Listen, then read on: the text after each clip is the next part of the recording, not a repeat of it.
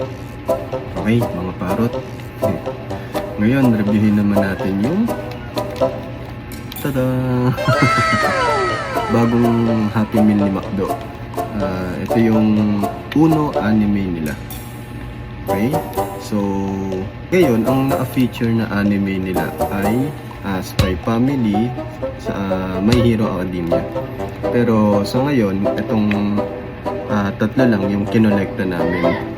Sa Spy Family at sa My Hero Academia, meron tatlong klase, which is yung ito, yung Uno na Classic, at yung Uno na Flip, at Uno All Wild. Pag bumili kayo ng isang Happy Meal, meron kayong isang deck of your choice naman. So, bahala kayo kung anong pipiliin nyo, kung Uno Classic, Flip, or yung All Wilds. Magkaiba ng rulings to. Itong Uno Classic, ito yung typical na Uno gameplay. Tapos, ito, bagong gameplay. Okay. So, check natin yung Uno Classic. So, meron din naman pala siyang dito, mini rule guides dito na iba't ibang language. Yung card, ayan, meron talaga siyang isang foil. Ayan, ganda ng foil, no? Ayan. Tapos, yan, okay. 1, 2, 3, 4, 5. Holy 6, 7. Then yung skip, reverse, +1. Tapos yung ibang kulay na green. Yan, +1. Then blue. Yan, +1. And red. Yan. Tapos, syempre, hindi mawala yung mga wild cards. Wild. Yan. Ito, scan to play Uno online naman. So, ito yung classic. Ito yung alam na nung karamihan kung paano laruin, diba? So, dito naman tayo sa Uno Flip. Ito. Yung foil muna niya. Yes. So, yan. Sa Uno Flip, ito yung foil. Isang wild card din. Tapos, yung kulay, yellow. Tapos, wild card, green. Ganun pa rin naman siya. Parang yung classic Uno din siya na merong yellow, green, blue, tsaka red. Pero dito kasi nahati siya sa dalawang side. Merong light side at kaya siya flip. Flip mo siya, meron dark side. Okay? So, sa dark side, merong 4 na kulay din, which is ito. Teal, purple, violet, and orange. Yan. So, check natin yung wild card nung dark side. Yung wild card naman dito sa light side, almost same lang naman dun sa classic. So, anong pinagkaiba nito sa classic na Uno? So, dito nga kasi merong dark side. Okay? So, paano maglalaro sa dark side? Ganun pa rin naman. Una, yun, magdodraw ay ng 7 cards. Then, yung banker naman, mag-flip siya ng top ng deck. Then, pa-follow nyo lang. Same color, same number pa rin naman. Then, hindi ka pwedeng maglagay ng halimbawa, ito, number 2, yellow. Hindi ka pwedeng maglagay ng number 2 na dark side dito. Hindi. So, kung light side lang ang ibababa mo. Kung dark side. So, paano mo pupunta sa dark side? Meron card dito na ito, na flip. So, once na ginamit mo ito, magagamit mo siya, halimbawa, ito, number 2 na yellow ang nakalapag, then, pwede mong gamitin itong flip. pag nag-flip, lahat ng hawak nyo, ang hand card nyo, ng deck, tapos ng drop pile, babalik na rin nyo. So, i-reverse din siya ngayon. So, ngayon, ito na yung hawak nyo. Kung ito yung hand card nyo, ito yung hand card nyo una, ngayon, pag may gumamit ng flip, ito na yung hand card nyo. Ang galing, di ba? Ngayon, paano yun sa discard pile? So, kung halimbawa, ito yung discard pile, literal, babalik ta rin nyo lang. Which is, ito na. Ito na yung susundin nyo. So, kailangan nyo ng teal or nung reverse. So, ganun lang siya laruin. Tapos, same lang naman, paubusan lang ng cards. Ang pinaka-delikado lang dito is yung yung wild card na draw color.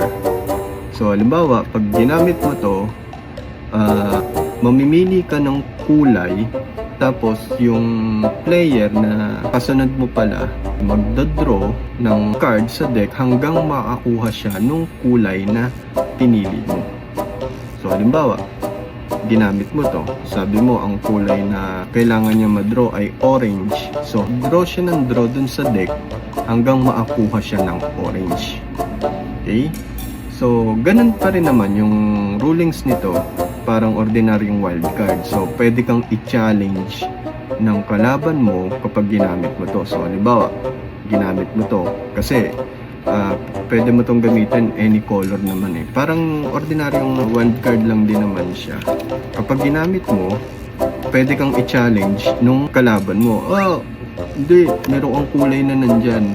Sige, pag pakita mo yung hand card mo, pag wala ka talaga ng kulay na nandun sa discard pile, panalo ka. So, tuloy yung card. Pero, kapag meron ka talaga ng card na nandun sa discard pile, so, halimbawa, ang nasa discard pile ay yun, orange. Tapos, ginamit mo to. Meron ka palang hawak na orange. So, pag challenge ka, talo ka. Ikaw ang gagamit nito. So, yung nag-challenge sa'yo, siya ang pipili ng kulay. Then, hanggang sa madraw mo yung kulay na sinabi niya, pero plus 2 pa.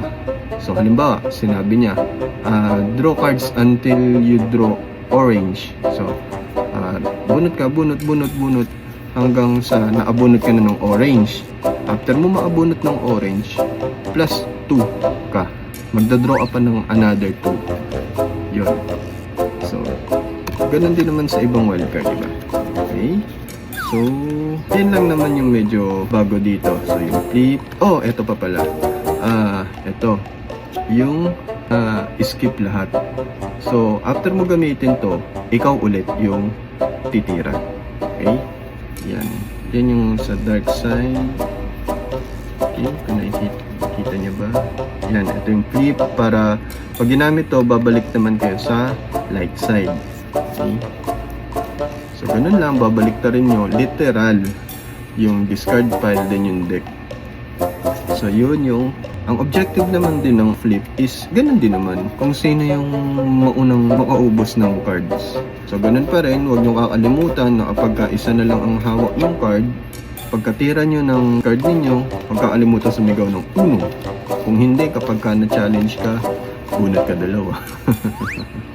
So, check naman natin yung all wild. Ito yung foil natin sa all wild. Okay. Ganda. Sa all wild, ito, papansin nyo, yes, puro wild card. So, paano yan? Puro wild card. Okay. Dito sa all wild, medyo mas madali siyang laruin kasi wala kang susundin na kulay. So, pagbaba mo nito, pili ka ng kulay, pero pag binabaan ka nito, papalitan din naman yung kulay. Kaya, yung kulay dito, hindi nagmamatter talaga.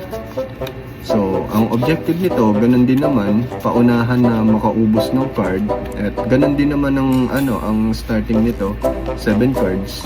Tapos, yung bangka, flip lang sa top ng deck para yun yung susundin. So, ayan, may reverse din. Tapos, skip. Tapos yan, plus 1, plus 1. Ito, target. So, ito, mamimili ka ng player na magdadraw ng 2 cards. Yan. So, ito, double skip. So, dalawang player ang mag-i-skip.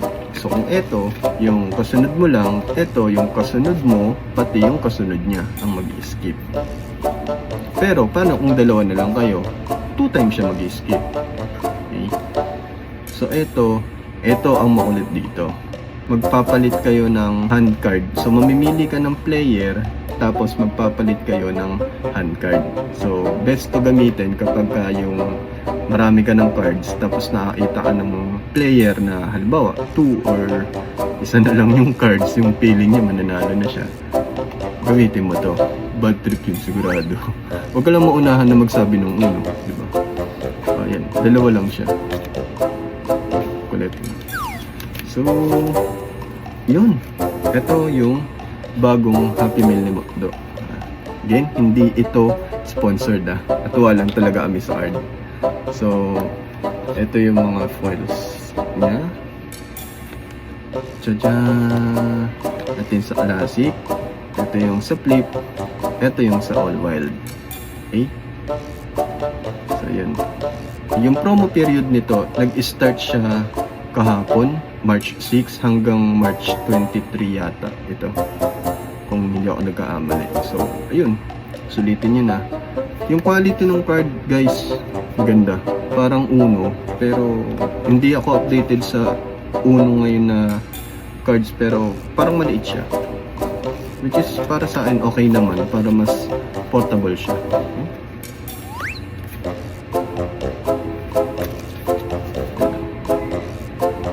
Spy Family. Ito yung flip. Ito yung all wild. Okay? Ganda, no? Okay. Yun lang. So, okay. Bye.